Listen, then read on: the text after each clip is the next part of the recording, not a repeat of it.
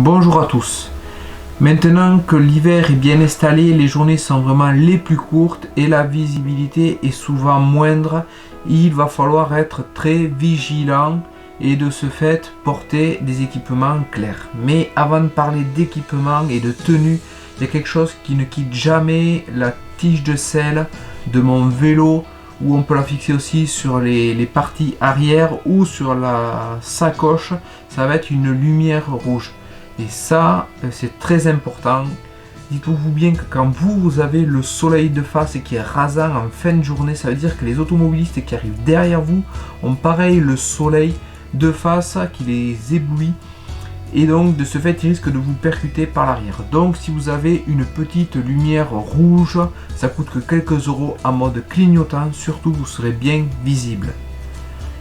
Il va être aussi important, surtout pour les vélotaffeurs ou les gens qui roulent en ville, d'avoir une petite lumière à l'avant blanche clignotante, pareil, pour bien indiquer aux autres automobilistes que vous êtes là et qu'ils vous voient. Ensuite, on va devoir porter des tenues plutôt claires et l'idéal est de mettre des équipements fluo, que ce soit un casque fluo, un gilet fluo, des gilets sans manches. Il existe aussi comme des gilets minimalistes, vraiment où c'est des bandes fluo. Il existe aussi des maillots manches longues, des vestes. Il y a aussi des équipements qui ont des bandes réfléchissantes, des vestes avec des bandes réfléchissantes qui vont bien renvoyer la lumière. Il existe aussi des cuissards jaunes. Autre chose, c'est des chaussures. Quelque chose qui est pas mal quand on roule en ville aussi, c'est avoir des gants fluo. Au moins quand on indique qu'on va changer de direction, qu'on tend le bras, la main est bien visible et ça aide vraiment et ça sécurise vraiment tous vos déplacements.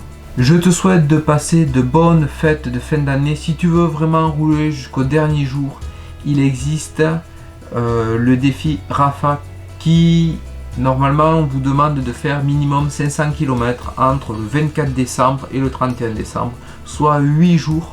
Après vous faites comme vous voulez, si vous voulez faire plus ou moins de kilomètres, faire quelques grosses journées ou plutôt l'échelonner à une soixantaine de kilomètres étalés sur les 8 jours. Voilà, ça peut être un moyen de se motiver pour clôturer l'année. Surtout fais attention, prends soin de toi pour ces fêtes de fin d'année. Abonne-toi si ce n'est pas déjà fait. Je remercie déjà tous ceux qui s'abonnent de jour en jour. Ça fait plaisir, ça motive à faire de nouvelles vidéos. Et je te dis à bientôt et rendez-vous en 2022. Bye bye.